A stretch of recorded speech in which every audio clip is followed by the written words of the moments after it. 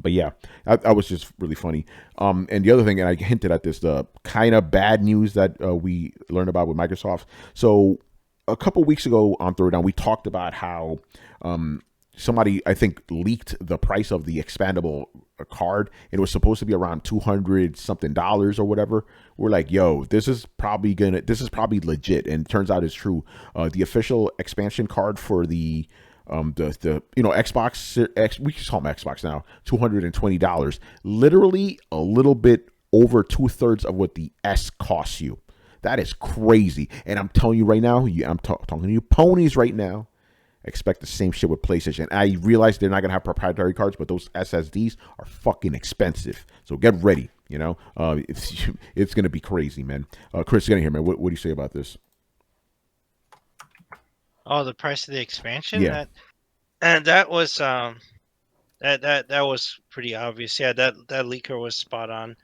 Expandable SSDs, especially at the speeds that Microsoft wants to have the data access at, yeah, they're gonna be expensive. I mean, there's markup too. Obviously, they want to make a profit off of it, but this is like harkening back to the 360 with the hard drive attachments. I mean, those were not very large storage drives, and they charged a premium for those, especially Or when that they PS had the Vita. SKU. Huh? The PS Vita.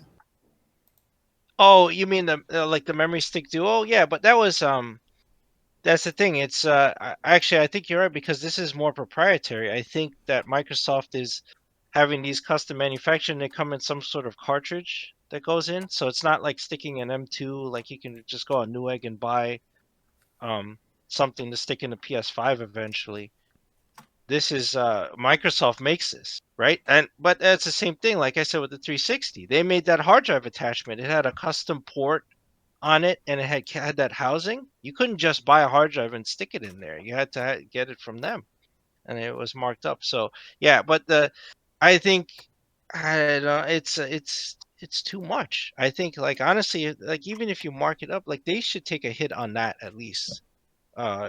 To or they have to discount it eventually or make a smaller one or something. I don't know, but I think it's I think it's kind of outrageous. Yeah, dude. Now we know why the S costs so little. Because it doesn't have Yeah, as but much. then Yeah, it bumps it up to an X when yeah, you it buy does. an expansion. Yeah, you may as well just get the X if you're gonna cost that. If you're gonna pay all that money, it's crazy. Yeah, next gen, get ready. I'm talking about for both systems. Get ready, paying a lot of money. That is nuts. Yeah, we haven't even. You guys better start beating and deleting.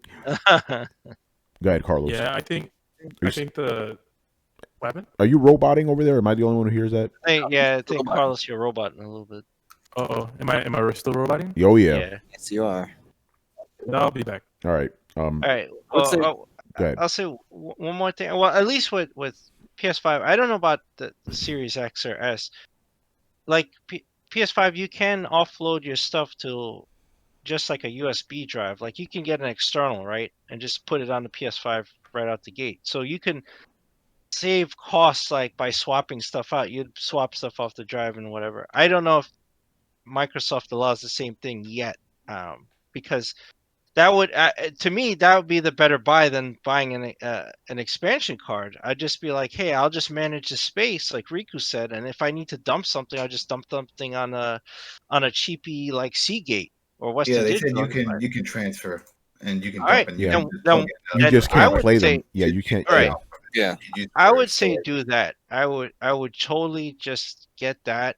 Save yourself like $100 and something. Just get a Seagate from fucking Amazon, hook it up to your X, and just swap the games out. When you're done with them, either delete them or back them up. That's Yeah, it. check this out. John Christ says you can go ham and spend $200 on a 12 terabyte Rust drive. You could do that too. Well, there you go. Yeah. Yeah, so you could do that, and well, you never have to worry about storage again. But like I'm saying, there's cheaper options than buying that expansion. It's ridiculous right now. I don't know if they'll ever reduce the price of it. I have no idea, but I just think it's outrageous. I mean, it would add the cost of have the cost of an X if you bought an S and that card. That's ridiculous. I just think that's completely unreasonable. And if you buy the X and you buy that expansion card, well, you're in like the stratosphere. You get yourself a cheap PC then. Yeah, shit is crazy.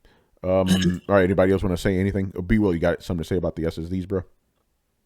I mean, it was just crazy. Like I was thinking the same thing Chris just said. It's like if I buy an S, which is it's amazing to me. Like I get they had to get it down to $300, so they took a bunch of stuff out. The GPUs less, the RAM is less, and they were like, all right, but this will get people into next gen, and they'll buy this 512 gigabyte system. Like let's assume that somebody who wants an S wants to play next gen stuff. They want to play Game Pass stuff. So if you buy, I don't know what's the current download size of like Division 2. Oh, Adam, The that's whole thing is Gotta be over 100. 103 gig. How much? 103 gig for everything. For Okay. everything. Let's say if you had all the DLC and you had Warlords and all that, it's 100. All right. So if you just play really big games, games as a service, or even free to play games, because I mean they can get Call of big too. Duty is already over 100 gigs, so we definitely know that's going to be big because it includes Warzone, Exactly. which is massive. So if you get that shit, right, and then you're like, all right, these are the games I want to play. Let's say it's 4 or 5 of those big games, and that's all you play. Then you want to have like Game Pass, because Game Pass is kind of the thing where you get access to all this other stuff. Now you have just put somebody who bought an S who thought they were just getting into next generation into the whole juggling storage, and even though it's not that hard, like all of us here can do it, but I don't think the S is necessarily geared at us. You know what I mean? Like, there's gonna be a lot of kids like, oh, I can't. This says I can't download this because I can't play. I don't know. And now you're gonna be selling them a $220 card. It should be selling people the X, or maybe they just have to eat that cost and go ahead and put a 1 terabyte in the S. You know, but I mean, they made the decision. They cut what they had to cut. I was Still not surprised to enough see it. space. 1 terabyte is nothing for any of these. It's They not. should It's all not. fund it. 825 is not. Yeah.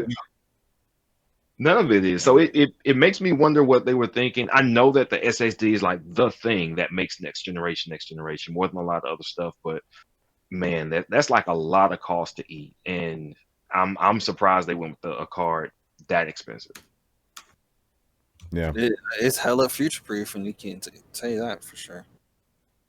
shit is Yeah, I crazy. think ahead, bro. like Chris mentioned, I agree 100%, and I think that's the strategy that I would tell, especially people who are running on a budget, that these things are not cheap. So get an external hard drive. You can get a 4 terabyte hard drive for like $100 and some bucks. You can use it as the middleman in between your games, so you can store all your games there. And whenever you want to, you can either play on certain systems. You can play your old games in the hard drives, as long as I think there have all to be the last gen you can play on the hard drives as long as they don't have any cool features like the new features.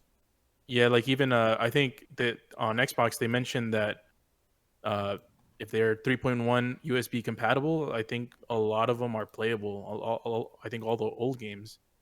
So I would do that. And even for your new games that you can't play on your hard drive, maybe you can store them there. And I think Microsoft's the only one that's been showing us like what you can do. PlayStation, I have no fucking clue. We don't even know where the hell those freaking hard drives are going to come from. Those SSDs are going to come by. So get the hard drive, big hard drive, and transfer your games, the ones you have on rotation. That's it. You can probably fit only about 5 games, and that's it. You also have to take into consideration that remember when PlayStation said that when it comes to their hard drives, don't go out and buy hard drives from these other companies as of yet, because the specs behind it, nothing has been fully announced and whatnot. And it's implied that obviously it's not just going to be just Sony making the hard drives that will be compatible with the PlayStation 5. So no, they Sony won't make the hard drive. They don't even make SSDs. And that's the thing, though. If it is coming from third parties, would assume, especially when it comes to technology, the hard drives that will be compatible for the PlayStation 5, in regards to prices, they will most likely drop in price quicker than Xbox's proprietary SSDs. Probably halfway through the generation, you're going to see some price drops in those SSDs, but obviously not at first. Yeah, there's much more competition for the PlayStation ones, but I think the PlayStation ones might be even more expensive off the gate. Oh no, yeah, they definitely will. I think they will be more expensive out the gate, but I think eventually they're going to drop in price. While the Xbox ones, unless Xbox drops the price themselves, which I doubt that will happen. It's probably going to stay around the same price. I actually would agree with you, but SSD prices have not been dropping like in a couple of years in terms of the PC side. Like they're still relatively expensive for what you get. And as Carla said, these might be even more expensive because again, most SSDs on the PC side, they're around most NVM M2s, they are around Gen 3 type spec, which is just fine, right? The PS4 ones seem to be Gen 4 spec, and they only came out on PC last year. So these things are definitely not going to drop in price anytime soon. Plus, you have the whole Rona just messing up everything. Elaborate anytime soon, minimum. A good 5 years. Like they will fall down slightly, but honestly, it'll be like. That's what I was thinking. I was thinking around 2024, 2025 is when you will start to. But then at that point, we may even have the next console. Though. Yeah, that's the thing.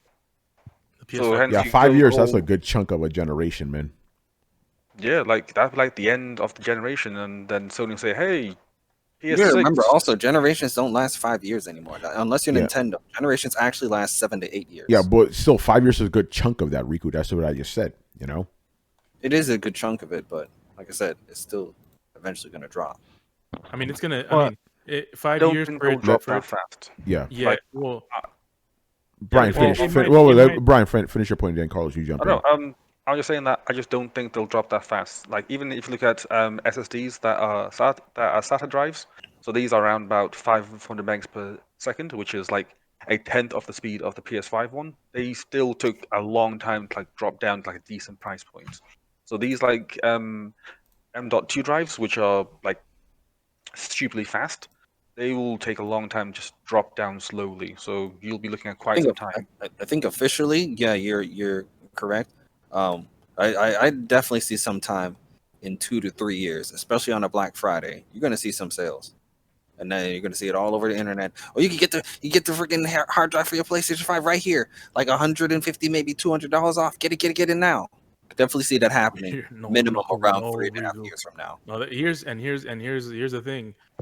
You never see $200 discounts on these SSDs. Like that's not like I agree with Brian's statement. I think it's gonna take maybe 5 years to get a price cut on these things. But even then, even with that price cut, I don't think it's gonna be even that much. Like I said, we'll have this conversation in the future. Riku, your favorite line. Go ahead, Chris. Yeah, I'm pinning all of them. I only would disagree because it varies a lot with the supply. Like the problem with the SSDs is the rare earths you need to manufacture them are mostly held by China, and that's why the cost of it is so expensive. Like if there either has to be another source of rare earths that can be leveraged to offset the price of the SSDs, or they have to have a breakthrough in material science in the next couple of years and make them out of something else that doesn't need to be mined from the ground and can be comparable in speed. So I don't know if that breakthrough will happen anytime soon, but I would think that everybody would try to get out from under China's thumb and find another source of rare earths or something to drop the price, and that may happen in the next couple of years. And if that happens, and manufacturers can get access to that stuff, then the cost will come down much faster. If it doesn't, then yeah, it'll be like Brian said. All right, man.